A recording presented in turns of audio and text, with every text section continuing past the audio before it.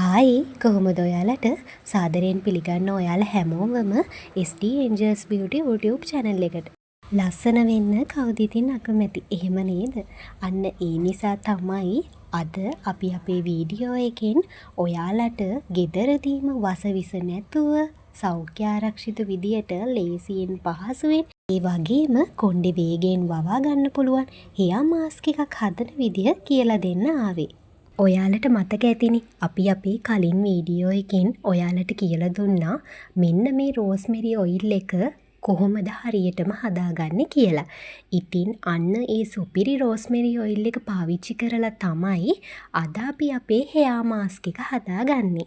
ඉතින් මේ රෝස්මෙරි ඔයිල් එකේ වීඩියෝ එක බලපු නැති කවුරු හරි ඉන්නවා නම් ඩිස්ක්‍රිප්ෂන් බොක්ස් එකේ ලින්ක් එක දාලා තියෙනවා ගිහිල්ලා බලන්න පුළුවන්. එහෙනම් අපි දැන් බලමු කොහොමද මේ හෙයා මාස්ක් එක හදාගන්නේ කියලා. රෝස්මෙරි ඔයිල් එකට අමතරව හෙයා මාස්ක් එක හදාගන්න අවශ්‍ය වෙන්නේ මොනවද කියලා අපි මුලින්ම බලමු. මේ තියෙන්නේ කෝමාරිකා ජෙල්. මෙතන කෝමාරිකා ජෙල් හැඳි දෙකක ප්‍රමාණයක් තමයි අරගෙන තියෙන්නේ. ඔයාලට පුළුවන් නම් මෙතනදී මේ කෝමාරිකා ජෙල් එකම ගන්න. එතකොට මේක අපිට ඇප්ලයි කරද්දි පහසුයි. හැබැයි ඔයාලා ළඟ මේක නැත්තම් ස්වභාවික කෝමාරිකා තියෙනවා නම් ඒ මදේ සූරලා අරගෙන බ්ලෙන්ඩ් කරලා ගන්නත් පුළුවන්. ඉතින් ගා ගන්න පහසු වෙන්න ඔයාලට පුළුවන් නම් ජෙල් එකම ගන්න. ඊළඟට ඉතින් රෝස්මෙරි ඔයිල්. රෝස්මෙරි ඔයිල් එකෙන් නම් 0.10ක විතර ප්‍රමාණයක්. ඒ කියන්නේ 30 හැඳි භාගයක විතර ප්‍රමාණයක් අපිට හොඳටම ඇති. ඉතින් මෙන්න මේ දෙක තමයි අපිට අනිවාර්යයෙන්ම ඕන වෙන දෙන්න. මේ තියෙන්නේ එඬරු තෙල්. ඔයාලා ළඟ තියනවා නම් විතරක් මේක ගත්තට කමක් නැහැ. හැබැයි මේක අනිවාර්ය නැහැ. අපිට අනිවාර්ය වෙන්නේ ඇලෝ ජෙල් එකයි රෝස්මෙරි ඔයිල් එකයි විතරයි. එහෙනම් ඉතින් දැන් මේ කියපු අමුද්‍රව්‍ය කියපු ප්‍රමාණ වලින් හොඳට මිශ්‍ර කරලා අපේ හෙයා මාස්ක් එක හදාගන්න තමයි තියෙන්නේ. ඒ අතරතුර අපි ඔයාලට කියන්නම් මේකට පාවිච්චි කරන රෝස්මෙරි ඔයිල් එකෙන් අපේ කෙස් කලඹට ලැබෙන සුපිරි වාසි මොනවද කියලා. පළවෙනිම දේ තමයි රෝස්මෙරි ඔයිල් කියන්නේ හිස කෙස් වර්ධනය කරන්න සනාථ කරපු හොඳම ස්වභාවික සත්කාරයක්. ඉතින් මේකෙන් අපේ හිස් කබලේ ලේ ගමනාගමනය හොඳින් උත්තේජනය කරලා අලුතෙන්ම කෙස් ගස් වවන්න අපිට මාරම විදිහට උදව් වෙනවා.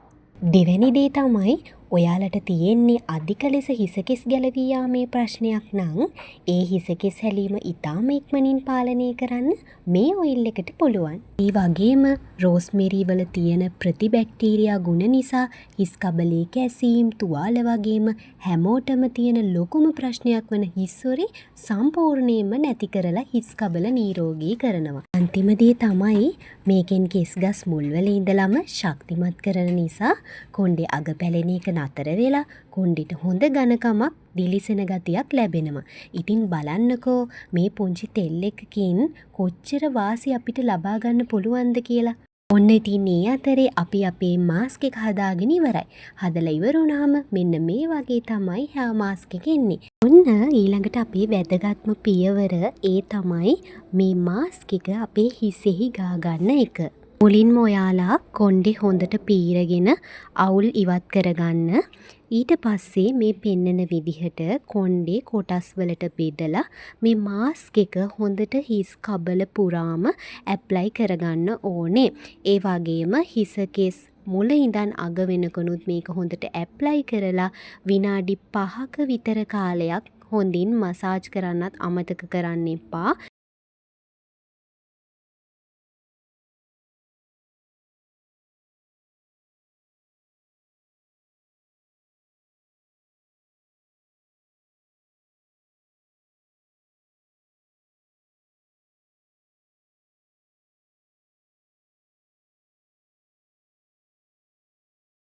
අන්න ඒ විදිහට මේ මාස්ක් එක හොඳට අපේ කොණ්ඩේ පුරාම ගාගත්තට පස්සේ අපිට විනාඩි 30ක කාලයක් ඉඳලා මේක හොදලා ඉවත් කරගන්න ඕනේ. ඒ වගේම මුලින්ම මේක හොදලා ඉවත් කරන්න ඕනේ මද රස්නේ වතුරෙන්. ඒ වගේම ගොඩක් රස්නේ වතුර ගන්න නම් එපා. මොකද එතකොට අපේ කොණ්ඩේ තවත් වියලෙන්න බලනවා.